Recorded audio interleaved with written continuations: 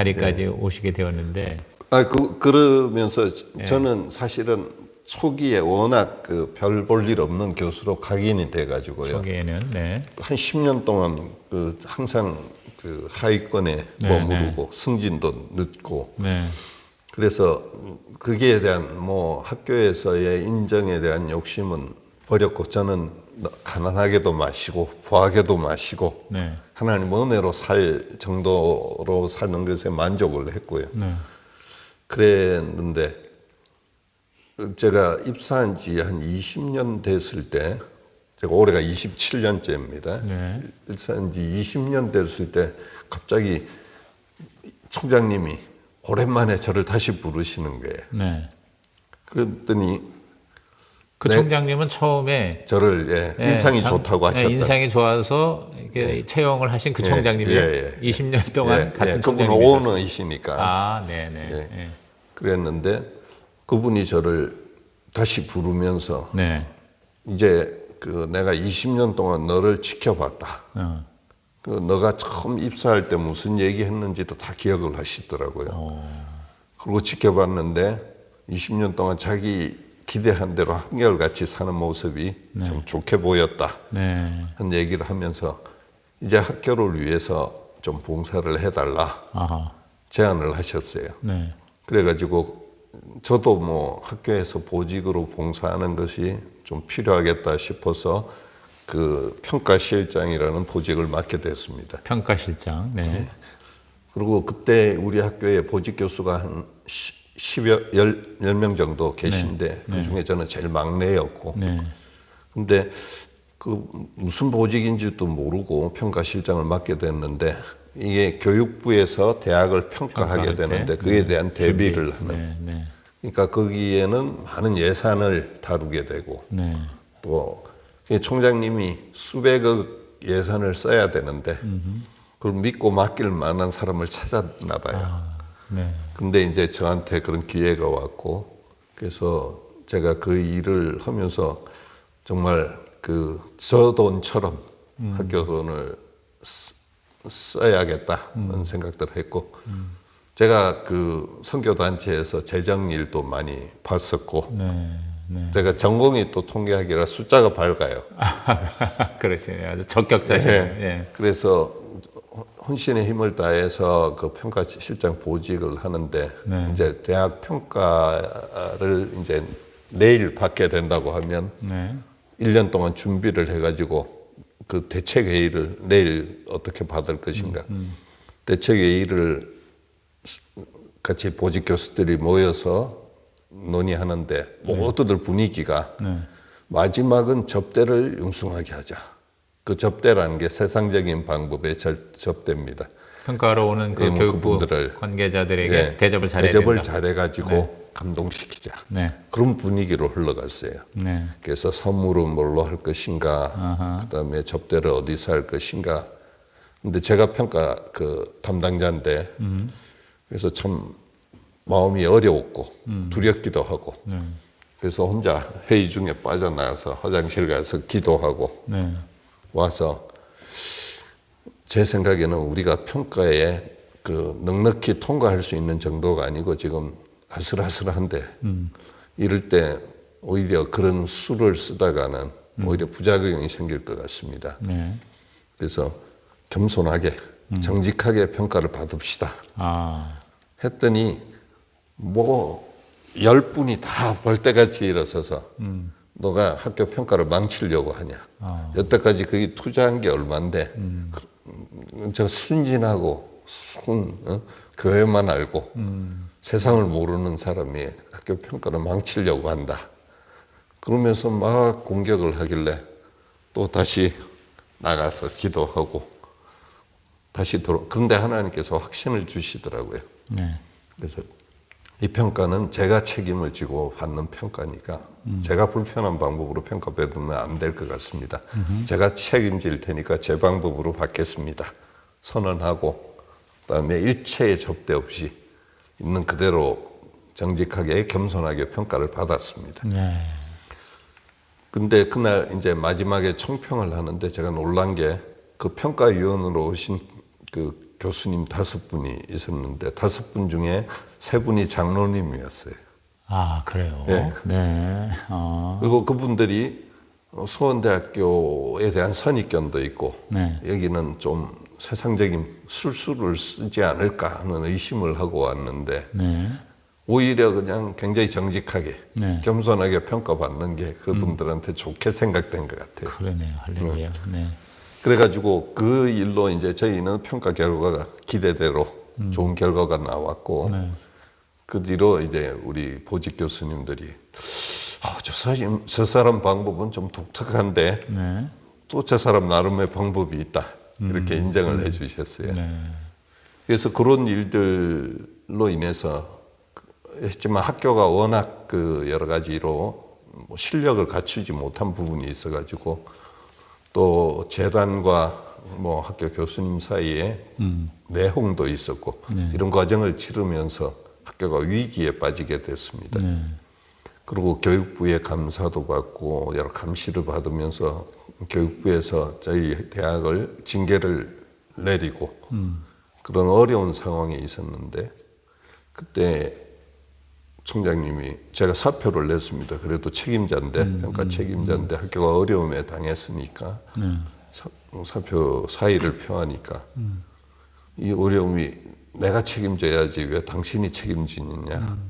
당신은 오히려 이 어려움을 해결하는 일을 해라 하면서 사표 내로 간 자리에서 부총장으로 오히려 임명을 하는 거였습니다. 네.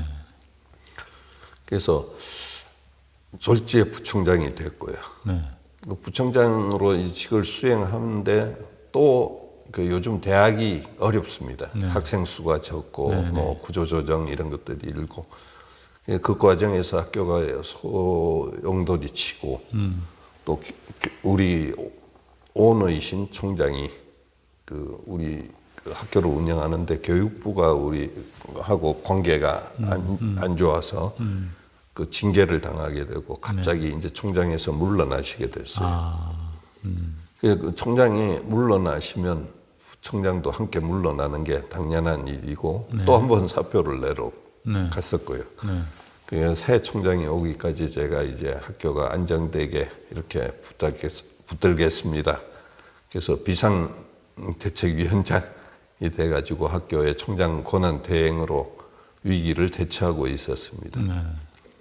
근데 어느 날 갑자기 총장이 부르시더니 네가 그나마 그 직을 수행하니까 학교가 좀 이 위기 속에서 잠잠하다.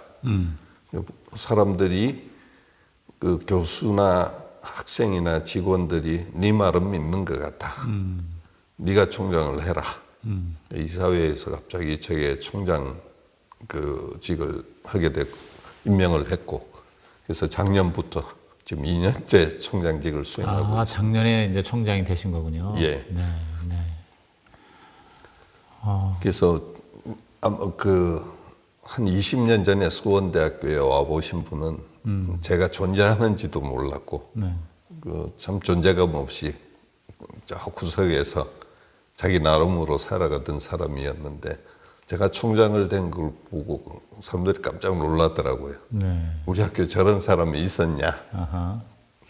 그래서 하나님께서 참 그 믿음으로 말씀대로 살아도 이 세상에서 이럴 수 있다 하는 격려를 해주신 것 같습니다. 네. 그 우리 총장님의 그 여기 수원대학교에서의 그 20여 년의 그 모습을 보니까 꼭 요셉이 생각나요. 요셉. 요셉처럼 그렇게 정말 정직하게 성실하게 또 하나님의 그 뜻대로 했을 때 처음에는 굉장한 불이익 내지는 위기였지만 나중에 이렇게 그냥 수직 상승으로 하나님께서 높여주시고 쓰시는 그런 모습이 이렇게 느껴지네요. 그리고 또 한 가지는 기도를 하고 그 기도에 정말 놀랍게 응답을 하시는 거 보면 꼭 다니엘의 기도가 생각이 나고 요셉과 다니엘 같은 근데 그 요셉이나 다니엘은 사실 오늘날로 말하면은 교회 안에서의 사역자라기보다 세상에서 교회 밖에 세상에서 하나님의 나라에 쓰임을 받는 또 그런 일터사도 저는 그 일터사도라는 개념을 좋아하거든요. 예, 그래서 일터 직장에서 일터 교회, 그러니까 일터도 하나의 교회고 가정도 교회고 꼭 예배당에서만 교회에서만이 교회가 아니라 근데 그곳에서 평신도들이 일하는 것이 바로 사역이고 주님을 위한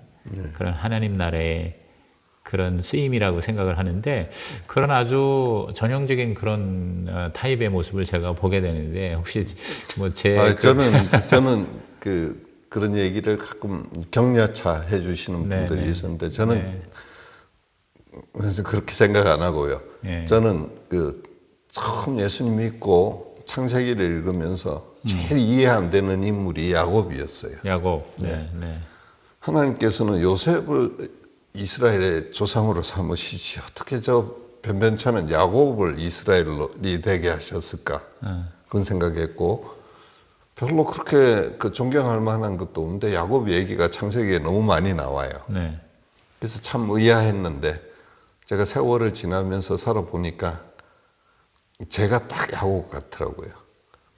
저는 요셉이나 다니엘이 되고 싶었는데 저는 영락 없는 야곱이더라고요. 약삭 빠르고 그다음에 제가 뭔가 해보려고 수를 쓰고 그리고 하나님 앞에 투정 부리고 그러다가 독한 상사 만나가지고 생고생하고 그래서 자기가 한 게 아무것도 없다. 자기는 정말 하나님 앞에서 인정받을 만한 사람이 아니라고 여겨졌을 때 하나님께서 그를 이스라엘의 민족으로 조상으로 삼는 걸 보면서 굉장히 은혜가 됐어요.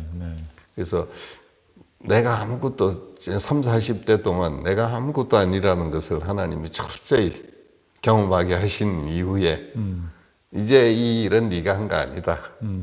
내가 한 거다. 너는 내 도구로 내 축복의 통로로 여전히 남아 있으라. 그렇게 말씀하시는 것 같아가지고 점점 세월이 지날수록 야곱이 좋아지고. 아, 그래요? 예, 그렇습니다. 근데 그건 장로님의 자신의 입장에서 그렇게 이제 그걸 해석을 하시는 것 같고, 외부에서 볼 때는, 왜냐하면 하나님 말씀대로, 어떻게 보면 인간적으로 손해가 나는데, 그걸 어쨌든 선택하고 순종했잖아요. 그러니까 나중에 하나님께서 몇 배로 갚아주시고, 또 이렇게 채워주시는 걸 보니까, 그래서 저는 장로님의 이 간증을 전체적으로 들으면서 좀 결론적인 말씀을 한번 해주시죠. 그러니까 우리 특히 평신도들이 교회에서만 열심히 사역을 할 뿐만 아니라 세상에서 정말 빛과 소금의 역할을 해야 되잖아요. 그런 면에서 장로님은 우리에게 좀 시사해주는 그런 메시지가 있을 것 같아요. 그러니까 우리 그리스도인들이 세상에서 하나님의 나라를 세우는 그러한 삶을 사는 데 있어서 가장 중요한 요소가 뭐라고 생각하십니까? 예. 제가 제 생을 쭉 돌아보면서 말씀에 제 삶을 건 것이 정말 잘한 선택이다. 그런 생각을 하게 됩니다. 하나님 말씀에 모든 것을 걸었다. 말씀은 말씀대로. 여전히 살았고 운동력이 있고 능력이 있는 말씀인데 저희는 말씀을 그냥 한 교훈서 또는 기독교 교리서로 여기는데 저는 그게 처음 불신자일 때부터 그걸 싫어. 저도 그렇게 또 하나의 교훈서를 보기는 싫었어요. 그런데 그래서 하나님을 시험하고 싶었고 말씀이 사실이 아니면 안 믿어도 되지 않습니까? 그렇죠. 그런 마음으로 했는데 하나님께서는 신실하게 이 말씀 1.1획도 어긋나는 게 없이 다 사실이다. 제가 직장 생활하면서 가장 많이 경험한 말씀이 마태복음 6장 33절 말씀하고요. 그 다음에 사도행전 20장 35절에 주는 것보다 받는 것이 복이 있다는 말씀이잖아요. 직장 생활 하다 보면 자꾸 받고 싶어요. 그런데 무모하게 좀 주라. 그런 말씀을 저한테 도전을 많이 주셨어요. 예를 들면 제가 좋은 프로젝트를 하고 있는데 이 프로젝트 보통 한번 하면 정년 퇴임할 때까지 계속 할 수 있습니다. 근데 좋은 프로젝트인데 이거 모든 후배들도 하고 싶어 하더라고요. 그 프로젝트를. 그렇죠. 그래서 하나님께서 그런 마음을 주셔서 프로젝트 할 때 저는 항상 후배들하고 같이 했습니다. 제가 혼자 할 수 있는 것도 같이. 같이 하다가 어느 정도 되면 저는 빠지고 후배에게 주고. 그러면 이제 아깝죠. 주고 나면 저거 굉장히 좋은 프로젝트인데 그러니까 후배들도 못 믿는 거예요. 이렇게 좋은 걸 저 선배가 왜 나한테 넘기지? 네.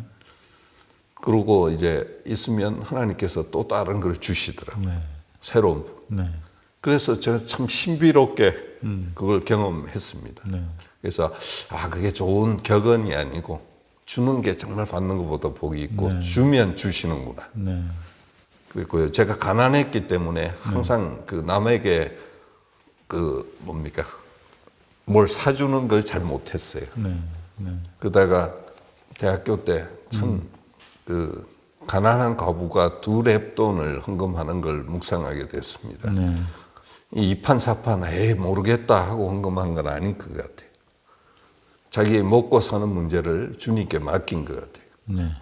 그래서 저도 좀스럽게 20살 된 청년이 맨날 먹고 사는 문제를 고민하는 게 참 싫었고 네.